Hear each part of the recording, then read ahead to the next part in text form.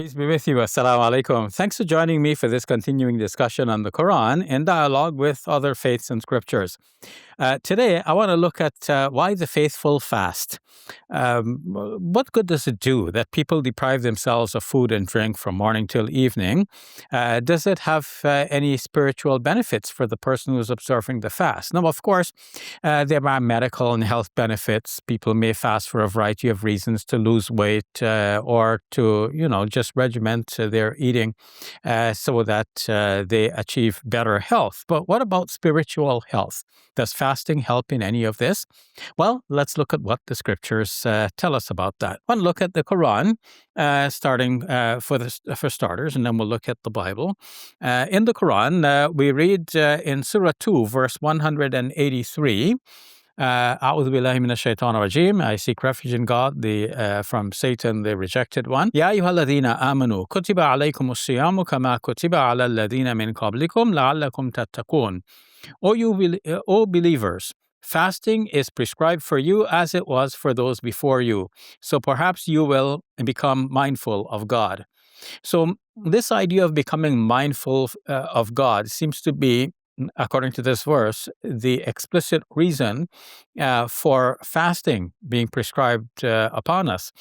That by fasting, perhaps we'll become mindful of God. So that seems to be the goal, that while we're fasting, we become more mindful of God. So it does actually transform us. In what way do Muslim believers become more mindful of God when they're fasting? Well, first of all, to prepare for the fast, you're going to get up early in the morning, you're going to have your morning meal.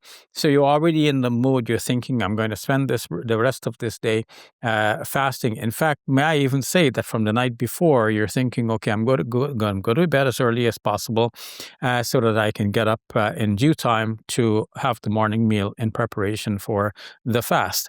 Now, during the day, naturally, like all human beings, you're going to feel thirsty, you're going to feel hungry, and you're going to avoid eating or drinking only because you know that you're doing this for the sake of God. So you're always conscious about God. It may be that you forget for a moment, especially in the first few days of the fast, that you're actually fasting because you're habituated to eating and drinking. You may actually take something without thinking. Then you realize, oh, wait a minute, I was fasting. I should be fasting.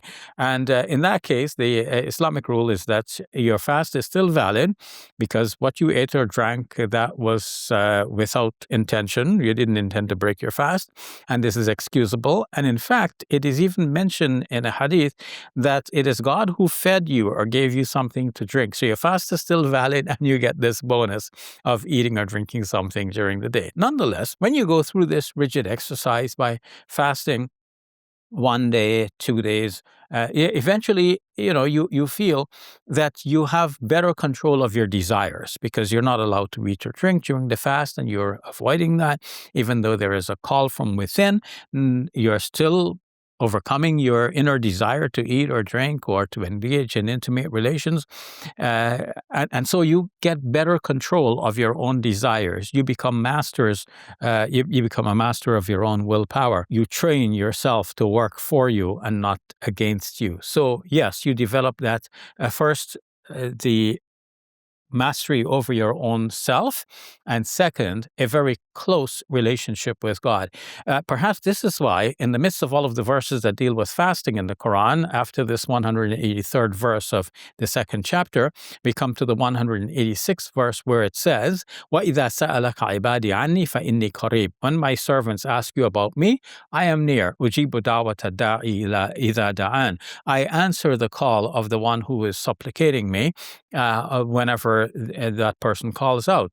فَلْيَسْتَجِيبُوا لِي وَلْيُؤْمِنُوا بِي لَعَلَّهُمْ يَرْشُدُونَ. So let them respond to me and believe in me so that they may be rightly guided. So we can see a close relationship between the fasting on the one hand and nearness to God on the other hand, and the acceptance of our prayer.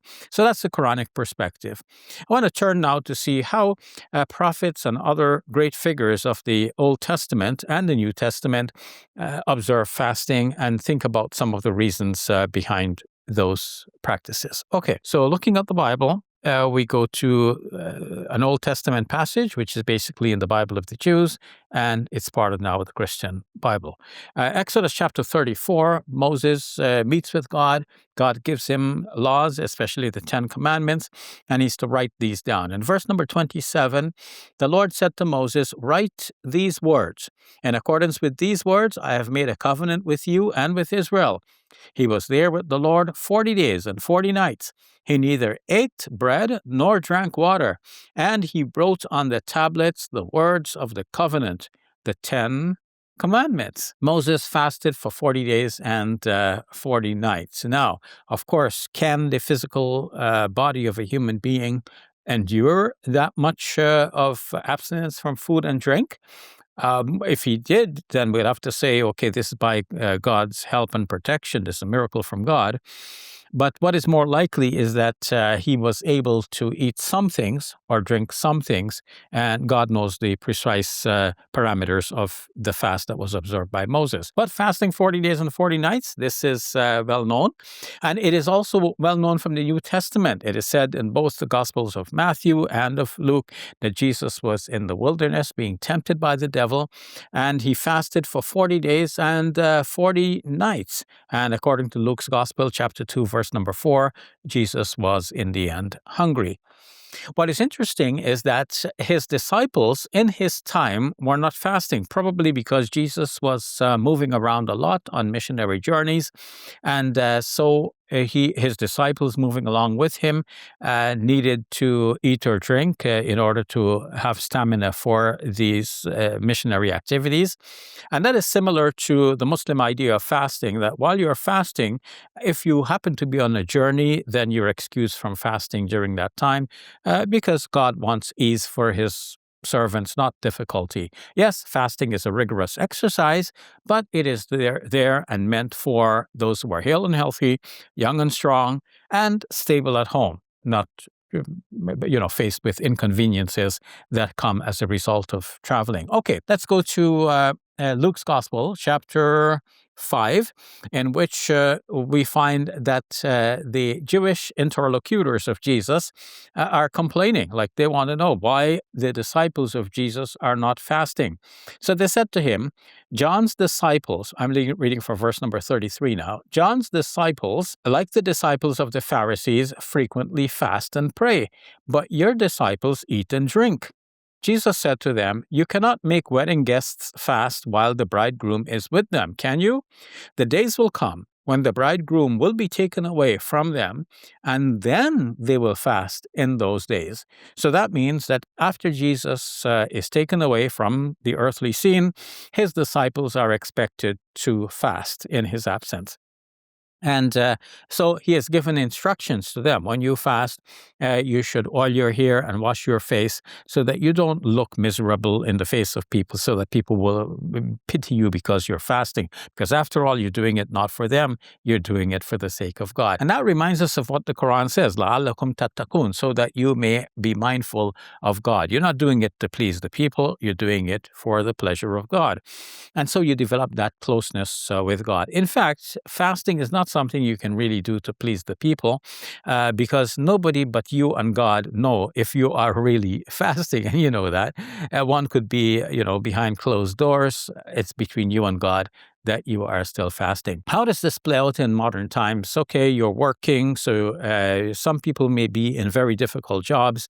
The Muslim scholars say that in that, if your job makes it too prohibitive for you to fast, really impractical, then you can fast an equal number of other days, or you can give a charity instead. The Quran even says, as for those who are sick or on a journey, they should pay a fidya, which is in lieu of the fast. It's a kind of a compensation, monetary value that you give. You can give it in the form of wheat or grain, that foodstuffs, but you can also give a monetary equivalent. So roughly the cost of one meal. We can simplify it that way for each day of the fast. But if you fast, this is better. If not on the actual day themselves, let's say somebody's working in front of a pizza oven all day and it'll be too dehydrating for them to fast, then, they can, instead of fasting that day, they can fast at a day off, or just simply in the end pay the charity. Somebody's too sick, too old, too weak, pregnant mothers, breastfeeding mothers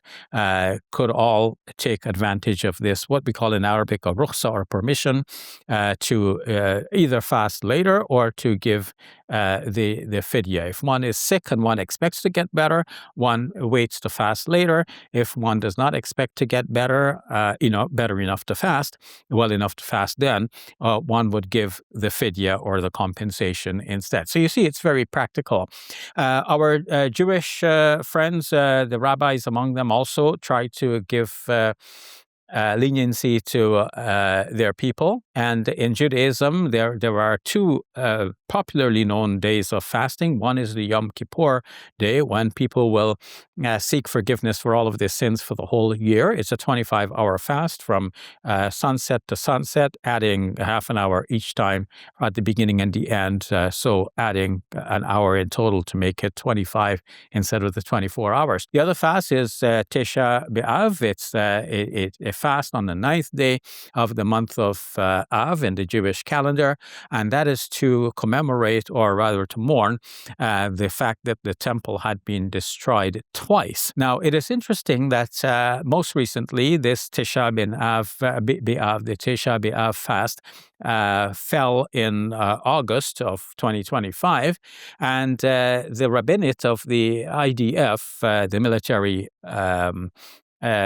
ruled that the soldiers who are in operations should not fast. Why?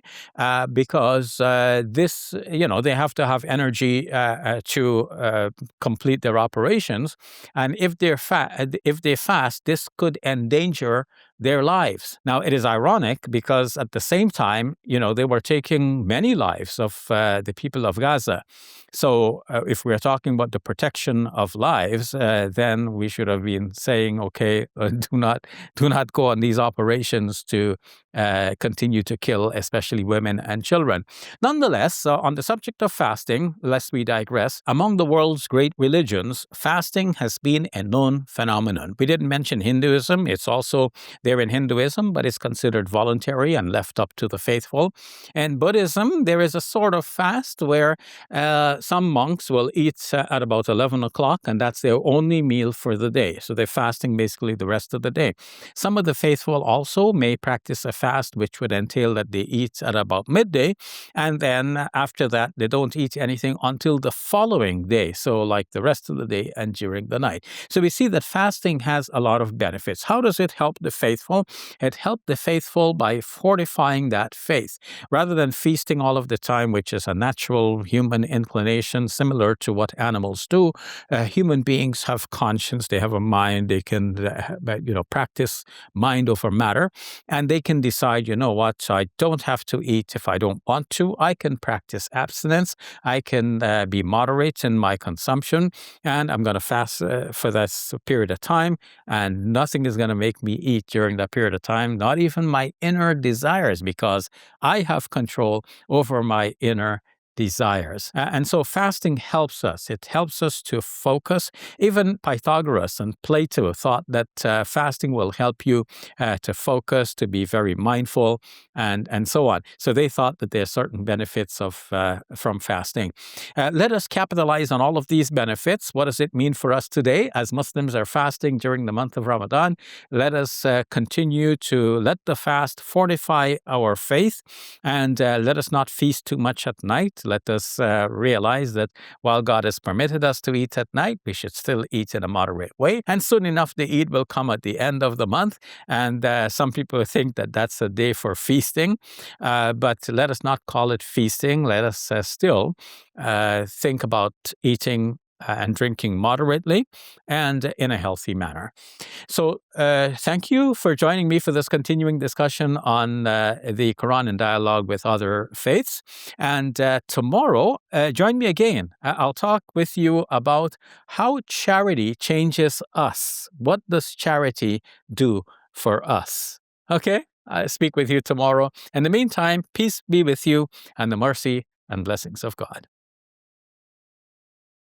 Assalamu alaikum. Welcome to Muslim Media Hub, the new home of Let the Quran Speak. Here we spread positivity and good. We help people experience the beauty of Islam and help them appreciate and understand Muslims. This beautiful building we purchased at cost $2.3 million.